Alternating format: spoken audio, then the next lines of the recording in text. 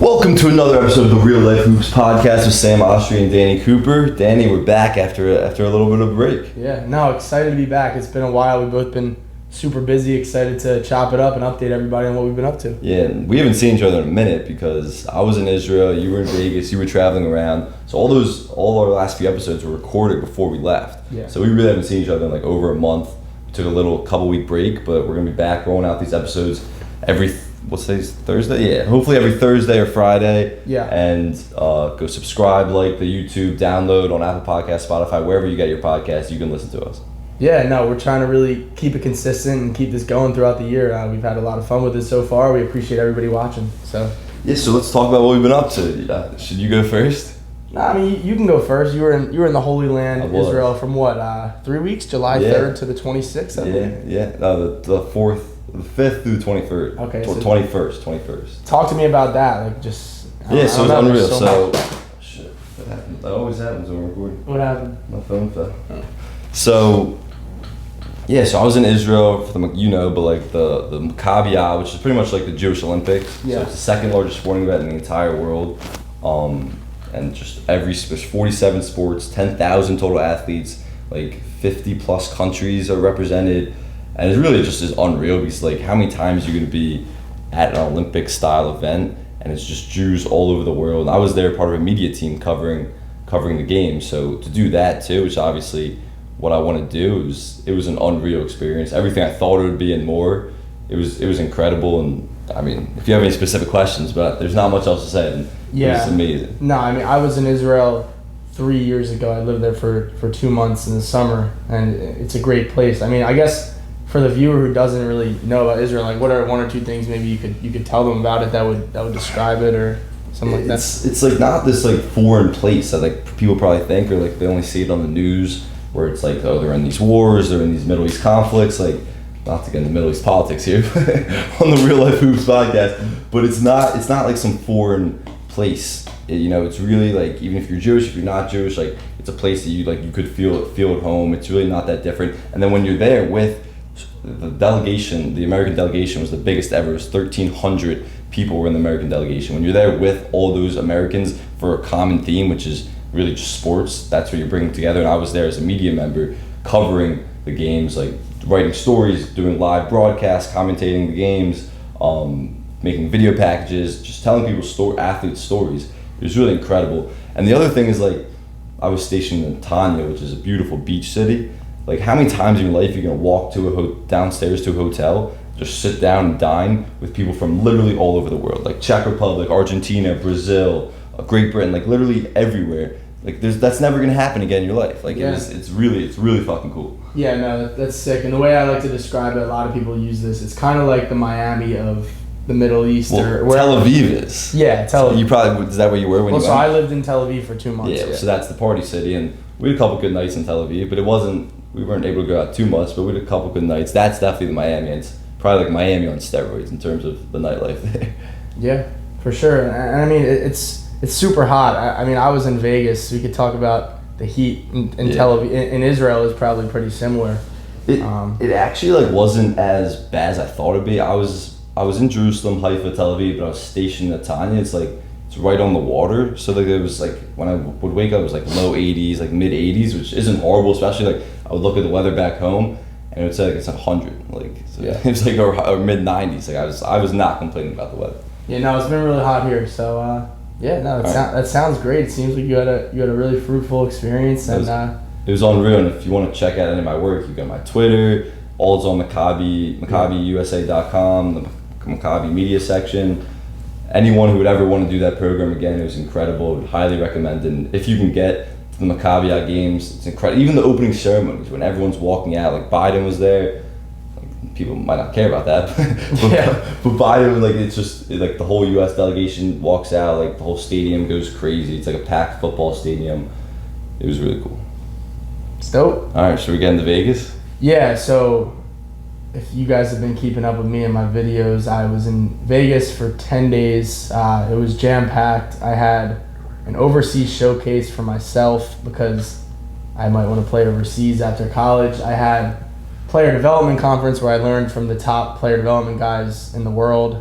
Let's take it like section by section. I want to hear about the overseas stuff. Yeah, so the overseas showcase was essentially there were a couple coaches from around the world and some scouts, and you played 3 games over the weekend. You played 2 on Saturday, 1 on Sunday, and the teams were all completely randomized, and some guys had already played pro, some guys were just out of college. I was probably the youngest there, and it went pretty well. The first game I was a little shaky because those showcases, everyone's trying to get there. And there's just coaches all on the sideline, right? Yeah, and it's I'm a point guard, and the first game it was hard because I didn't really bring the ball up much, but once I got into the groove, second game I actually did really well. I had 12 points, and the third game I was okay. But what turned out from it, I actually had a scout who really liked me and wants me to reach out to the Harlem Globetrotters.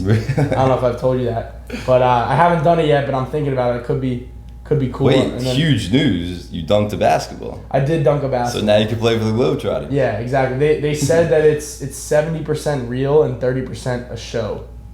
Okay, So I believe that. if you've ever watched the Globetrotters, they do all the dribbling moves and stuff like that. So what's the follow up with that? I gotta reach out. I think it could be a cool opportunity. They do different tours around the world and stuff like that. So I'm all about new experiences. So I might just say screw it and try it. And then the guy also told me to apply for Israeli citizenship actually, because he knows a lot of people in Israel. So I might try to play in Israel. A lot of the basketball players who are on the Maccabi team, a lot of them most of them play overseas eventually, but a lot of them immediately after those games, like Israel, all the Israeli scouts are there because obviously it's in Israel. Right. So a lot of those guys end up playing professionally in Israel, which is cool. Yeah, for sure. So that was kind of the overseas showcase. And then I was also there to watch the NBA Summer League and there with my guy Mac McClung. So really just was there to kind of keep him company and, help keep his mind right for the game. So that was cool. If you guys have seen my vlog from Vegas that came out, we pretty much just chilled in the hotel, played cards, just hung out. Some wine nights? Yeah, some wine nights. But it was really cool to get to finally see Mac live in person, and he killed it. Ended up actually signing a 1-year deal with the Warriors, so hoping he makes that team. He's going to make the team. But yeah, so that was dope. 10 days might have been a little too long in Vegas. Super hot, but it was a great experience. Met a lot of people, so it was good. Going back to the overseas showcase, was there any like obviously these scouts told you, but how do you, an honest evaluation of yourself? How do you think you compare to some of these guys who are going to have a legit shot playing overseas? Yeah, I mean, I definitely proved to myself that I can play overseas. I think my performance was okay. So there's a thing called player efficiency rating where it essentially tallies up your points, assists, rebounds, PER, defensive stuff, and I ranked, I believe, 42nd out of 67. So a little above average, or a little below average, I guess. I ranked. I don't think it's the most telling stat because I do a lot of the little stuff, especially as a point guard. But I definitely proved to myself that I can do it and I can play pro. So yeah, I was proud of myself for doing that. Well, that's cool. I guess you'll be back after this college basketball season and a lot of those showcases. Yeah. It was. Most people went who have no college eligibility left. So I kind of wanted to jump the gun and just test the waters. Yeah, because even if you're not immediately looking for a job, a lot of those guys were, it's good to see how you rack up against those guys and then come back and see what you can work on. Yeah, for sure. I probably would have gone to the summer league if I wasn't in Israel. I was there last year. We were both there the year before. Yeah, we've talked about that a little bit. Yeah, but not that part. Just the actual summer league. I love it. Obviously you're a big networking guy. Just connecting at the summer league with guys around the NBA, and obviously it's such a cool environment. Talk about what that was like. Yeah, it's crazy. So actually there was a specific area where Ubers and Lyfts would come, and I found that was the best place to network. So just a couple quick stories. We would come out of the arena and you'd go wait in the Uber Lyft line, and what I've found over the years, networking wise, is I just go up to random strangers hey, I'm Danny, nice to meet you, just introduce myself. So one guy that I did it to turned out to be the scout for the Houston Rockets. Wait, what's the next, I have to ask, what's the next line after hey, I'm Danny? What are they, hey, I'm Joe? Hey, I'm Danny, how's it going? Hey, I'm Joe, what do you say back? Just wanted to introduce myself. Do you like say what you are, like what you did? Yeah, I just wanted to introduce myself. You know, I'm out here in Vegas. Like, I don't know. I try not to talk about myself too much. I try to just. No, I'm just wondering. Yeah, no. I try to form a relationship. It's hard to form a relationship in a couple minutes, but I usually just try to ask a couple questions and then try to get their contact information. And then once I get their contact information, I'll text them and see how maybe we can provide each other some value. Yeah. So who was this guy? Yeah. So I met this guy from the Houston Rockets. So that was pretty cool. Got to talk to him, and then I actually saw a couple people that I already knew, like in that Uber Lyft line. So it was kind of cool. And I found, like, as I've grown a little bit, like and networked, like now I'm seeing familiar faces at different like events. So that was also really cool. Yeah. Who were there any big names you saw? Well, so this one guy I actually met when I was in LA last summer with Drew Hamlin. He's a lawyer and he manages athletes. I met him in the gym in LA last summer, and we were waiting in the Uber Lyft line, and I'm looking at this guy and he's looking at me, and we both know we recognize each other, and we ended up like shaking hands and talking for a couple minutes, and we realized we met each other last summer. Now he manages Moses Moody. Oh, really? So it's just cool, like how things come full circle like that, and you meet someone one time, and if you leave an impression on them, they're gonna remember you, and then it just keeps kind of building. So. And then. Yeah, I guess as people like elevate in the business, like year after year, you're gonna keep going back to the summer. Like people are gonna keep like just rise in the ranks, and like if you know those people when they're on the lower level, it's always good. Yeah, no, for sure. I'm planning on going back every year. A couple of my players, like my boy Jack's gonna be there next year, the year after, and it's gonna be not next year. Well, he might be. You never know. Yeah, maybe. But it was really a cool experience. 2 years. He's 2 years possible. He does, yeah. But we'll see how he does this year. He's going to get Player of the Year in the Patriot League. Nice. But like it was very cool this year to have like someone you know and someone. By the way, I like smirked when you said that. I just know for a fact I'm gonna get a text. Why you hating, bro? Why you hating? when I smirked when you say he's getting Player. I'm Jack's biggest supporter. No, I am too. But I just know I'm getting a text. Nah, yeah. It's good to have that little love-hate. But no, it was really dope this year, especially because like having someone play that you have trained and worked with and that are friends with, it was a completely different experience, whereas last year I didn't have that. Yeah. So, yeah. So you extended so you were there even though Mac was done playing, right? No, so we were supposed to leave Tuesday night, and Mac had games on Wednesday and Friday, and he wanted us to stay, so we ended up staying till Friday night. Took the red eye Friday night. Yeah. That's cool. Yeah. Did you guys go out at all? Any going out stories? I saw you at the club one night.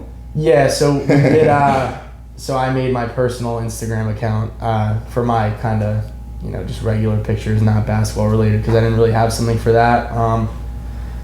So you want to check that out. But no, Sunday night we did this uninterrupted Topgolf event. Uninterrupted's the media You company. were in an uninterrupted picture. Didn't you get like 1 million likes? Something, a couple thousand likes. But Uninterrupted's a media company founded by LeBron and Maverick Carter. Mac got invited. This guy Lee Altman I actually know, met in LA too. But a lot of athletes were there. Scotty Barnes, Mo Bamba, Taylor Rooks was there. Really? Like Sharif O'Neal. So it was pretty cool to be around that scene. Just played a little golf, had fun, and then I think my boy Nate and I went to the club one night. How was that? It was okay. I mean, if you're in Vegas for 10 days, you might as well check it out. Yeah, I mean, I'm not. You guys know I'm not really big into that stuff, but I mean, it was fun. It was fun. Lost some money gambling too. Ooh, that's never good. What did you play? Played blackjack and roulette. Lost. I guess I could tell them I lost like 600. Damn. So it was, the way I view it is like I'm out in Vegas like once. I'm willing to lose a couple $100 if I'm gonna have fun in the process. Like obviously it sucks losing money, but it was fun. I mean, don't take gambling advice from Danny, but yeah, no, not everyone can lose 600. I honestly hate gambling, but I mean, when you're in Vegas, it's fun. I almost won. I was gonna put $25. So roulette is a 36x multiple. Yeah. So if you put $25, it was 25 minimum. If you put 25 on a number, you get 900. Yeah. And number 2 is my number, and we were putting $100 on black.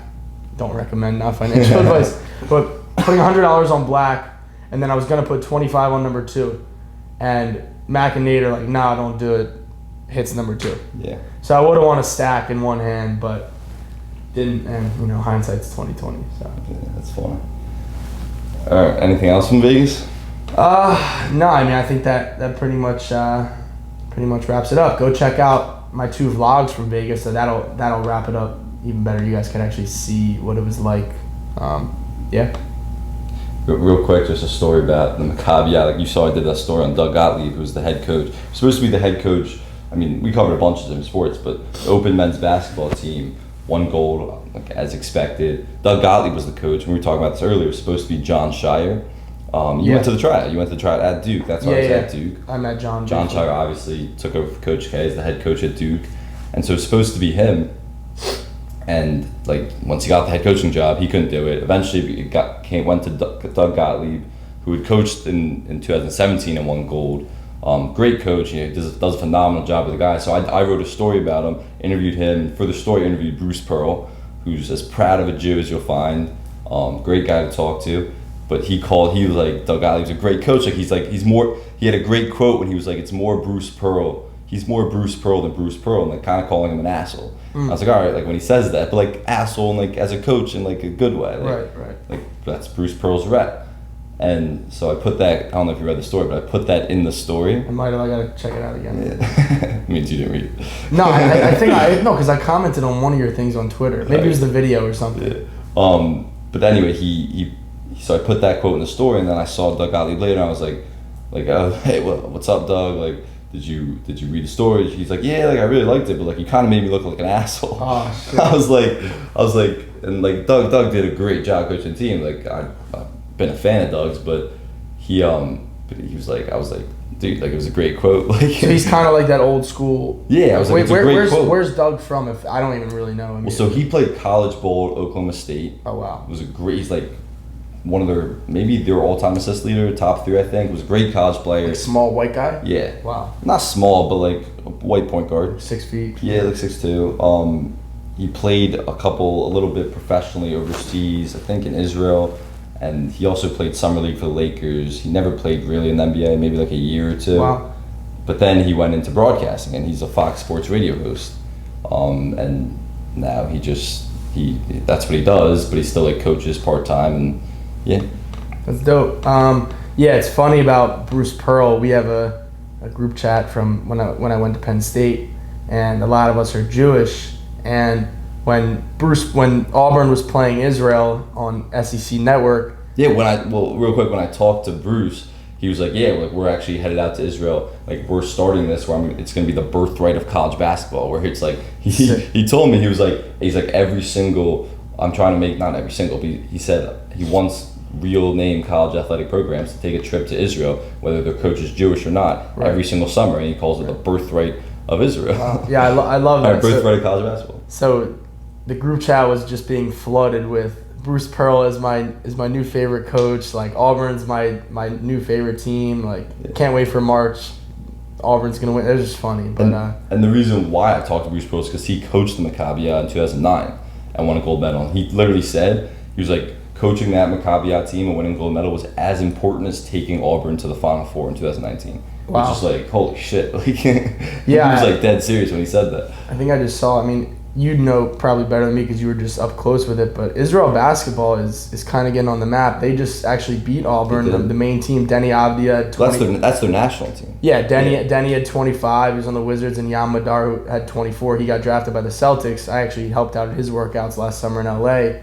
But just when I was there a couple years ago, I saw the advancement and progression of Israeli basketball players, and I was kind of 1 year removed, and I just remember I was like, wow, these guys are really good. They were athletic. I was surprised. So kind of talk a little bit about that. Like, did you notice did you notice the progression of basketball in Israel, and how does it compare to America? I think yes, I did, but I think it's the progression of basketball internationally. Like you saw it in the Olympics recently, and the U.S. didn't bring their best team, but or in terms of the best players back home, but the U.S. was tested. They lost a couple of those games early. Remember the Olympics last year? And then. Yeah, they weren't really trying in those games, but but then they were tested. I think internationally, people obviously the U.S. will always dominate basketball, but I think internationally, all these other countries are catching up to the U.S. Like even the Maccabi, France, the U.S. beat France in the gold medal game. The first time they played, they won by 13. Second time they played, with a minute left in the third quarter, France was beating the U.S. obviously the U.S. won by double digits in the end. But I just think like internationally, like these countries are catching up. And you know, people like Kobe Bryant would talk about it all the time. Like they're so much more fundamentally sound, but it really just athletically and strength and all that. It was never a competition. I think they're never gonna catch the U.S., but they're catching up there. And whether it's Israeli basketball, whether it's French basketball, anywhere in Europe, yeah, they're making strides. I mean, well, you see what the last 4 MVPs were not from America. Yeah. Giannis and Jokic the last 4 years, right? Yeah, I guess. Yeah. So. And like Luka's right there with an MVP. I mean, you could argue you could honestly argue that the top 5. This is not a hot take. I'm just saying. You could honestly argue that the top 5 players in the NBA are not American. If you say you could argue, you could say Giannis, Jokic, Luka, Embiid. Yeah. And one more. Like I'm saying you could just argue like maybe I would say like 5, like half of the top 10. Half of the top 10. At least half of the top 10 are not, top 5. Yeah, because then you have Steph, KD, LeBron, right? So that's kind of crazy though. Like think about like a decade ago, it was like Dirk. Right. Like that was the international guy. Like who else? Peja Stojakovic. Yeah. Or like Hedo Turkoglu. Yeah. Good, great, like really good players, but not like superstars. Like their superstars are coming from their international waters, and it also makes it much harder for scouts who like. Yeah. Well, and let's talk about Americans now. I mean, at 60 draft picks, maybe only 30 now are American. Yeah. So I mean, now it's that much harder, and I mean that's why you see the development of the G League. Actually, I was talking to a coach in the NBA about this yesterday. Like the NBA is really having a focus on that, so they can really develop their American players. Yeah. So they don't go overseas and they want to play in the G League. So it's really having a big ripple effect. Did you talk anything about like as G League Ignite as like an alternative to college, and like that's the way to develop guys because they're already in like an NBA system kind of? Yeah, I mean I think just the G League, yes, but I think the G League just in general, like it's really becoming an official minor league system now where almost every team has a minor league affiliate. And now if guys are 18, 19, 20 years old, instead of maybe going overseas for a couple years like they used to have to do, now they can develop, make a decent amount of money, not great, but a decent amount of money in the G League. And the G League's probably still one of the best leagues in the world. Yeah, definitely. Right up there with a couple of the best overseas leagues. Mm-hmm. So like the Euro League. But yeah. Another thing, I mean, there's so much basketball shit has happened since we've gone, but I feel like this summer it's kind of the reemergence of like players, NBA players getting out there and playing in summer leagues. Like you saw the guys in the Drew leagues. You see like Tyrese Maxey playing in the Rumble Classic. DeJounte Murray has been. We can get into that. We can get into him versus Bonquera. Yeah. But just in general, like I feel like just it's been a reemergence of guys playing. Maybe it's because there was COVID the last 2 summers. Yeah. And guys weren't getting out there, but there's really just a reemergence of guys playing in these summer leagues on these lower level, but still stages that these clips go viral. And like when's the last time DeMar DeRozan or any of these guys suited up for the Drew League? It'd been years. No, I think it's awesome, and a lot of the guys talk about how usually these leagues are in cities where the population is not that like financially well off. So a lot of them talk about they're doing it so that little kids who maybe can't afford to go to the big games can see them play and see them up close and personal and get pictures and autographs. So yeah, it's been super cool. I know the Rumpf Classic. I know a couple guys who run it actually, and it was awesome to see. Jalen Brunson played, Maxey played, the Morris brothers played. I unfortunately wasn't able to make it out, but it looked like it was an amazing turnout for the city. Yeah, definitely. And then Brunson played in that thing in New York.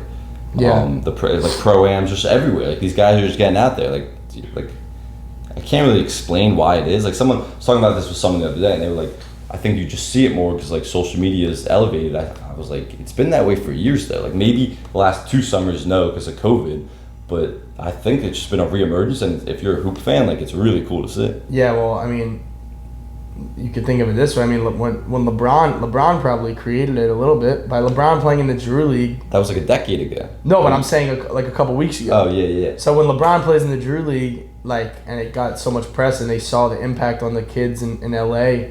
Other guys are probably like, I want to do this to my city. Yeah. And I mean, also guys just love to hoop. I mean, exactly. So if you can go out and hoop and you can stay healthy, like Maxey, I think tweeted, the Rumpf was crazy, had an amazing night, like stayed healthy, because that's the big thing, obviously. Like why a lot of guys don't want to play in the summer. Yeah, but they're playing like a lot of these guys are playing pickup anyway with these other great players. Right. So it's like you might as well put on a show. Like, yeah, well, the only thing about these pro-ams is you're playing pickup, or you're playing games against guys who are maybe overseas pros and trying to make a name for themselves. So, well, I can't remember these guys' names, but when Jalen Brunson, Julius Randle, and Obi teamed up the other day, and they like combined for 6 or 7 points, but they lost.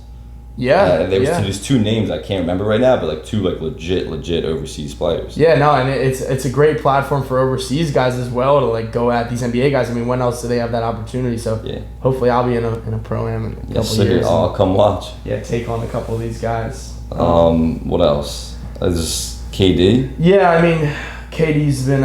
It's the big NBA topic. Actually, I was thinking about something the other day, like with this whole player empowerment era. And obviously I'm all for it because I'm a player myself. But I do think it's gotten to the point where I'm not too educated on the contractual side, but I think there should be ramifications about the money. Like, you mean if guys asking out like this? Like, I guess if they end up playing, then no, but I don't know. I just feel like guys have so much power now and so much freedom that it's like disrupting the NBA. Yeah, I completely agree. So I feel like in a sense, there has to, I don't know what it is, again, I'm not too educated on it, but there has to be something in place where guys just can't be like, I don't even know the word I'm looking for. Like, KD seems like he's all over the place. He wants to stay, he wants to leave, Nash has to go, Nash has to stay. Like, there has to be something where you can't do all these shenanigans, but then you're still getting paid $50 million a year. I completely agree. It's like you can be for player empowerment. Like I really like KD. Like people have been shitting on him for years since the Golden State move. But like I really like KD. Like he just like loves to hoop, and like you have to respect that. And like he really does not give a fuck, which you also have to respect. But at the same time, like KD, you came to the Warriors because they had a strong foundation in place. That foundation was Sean Marks, this GM that you're now asking to get out. You had your coach, Kenny Atkinson, a well-respected coach. You wanted him out after, I guess, 2 seasons ago now. You wanted him out because you and Kyrie were not happy with him.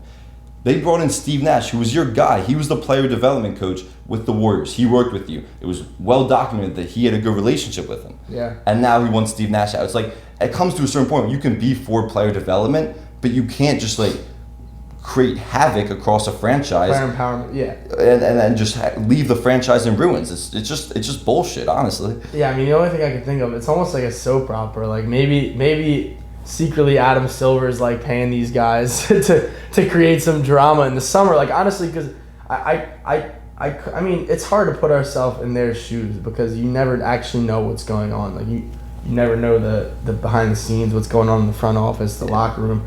But I mean, some of these shenanigans are just it's ridiculous. It's a little ridiculous. And it's like you tied your hip to Kyrie Irving, and now you realize, oh, Kyrie Irving's a nut job. Like maybe I shouldn't have done that, but it's not even clear if like he's on Kyrie's side, if he's not. But I don't know if you saw Joe Tsai yesterday, who's the owner of the Nets. He was like, he literally tweeted out, "We stand by our GM and coach." I saw.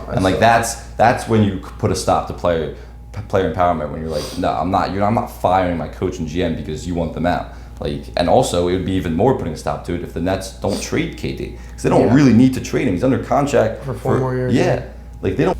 All right, we had a little technical difficulties. We're not on a huge budget here, so. Yeah, so it got cut off a little bit, but actually, a little plug.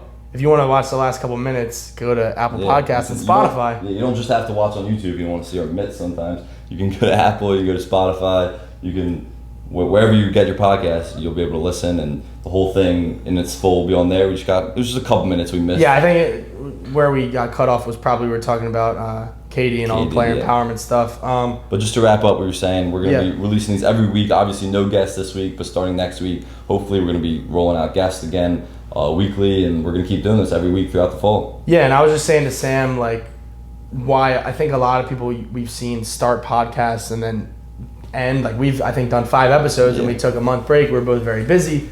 Stuff gets in the way, but I was saying how hard could it be to really get at least 1 hour per week where we sit down with either just us or a guest and we chop it up. And I think it's been really cool for both of us to be able to reach a broader audience, share our perspectives. Sam's shared with me that a couple people have come up to him like in random places and be like, yo, I love the podcast, keep it up. I've had some people come up to me in the famous Maynards. I think it was Maynards. Yeah. Well, that's why I said it's actually funny. Yeah, or Sam has. But no, I said to someone, I said Maynards is probably the one bar in America where you could have multiple people come up to you and talk about this podcast, because literally like every mainline Jew in the country. Yeah, I mean, there's a lot of celebrities that go to Maynards. You know, that's actually true. So this past weekend there were. Yeah, I mean, there's a lot of Jewish celebrities. But no, I mean, we appreciate the support. It's been fun so far, and yeah, we hope you guys are enjoying. Let us know any feedback, positive, negative. If we suck, if we're boring as shit, we really don't care. Yeah. Talk to you next week. Peace.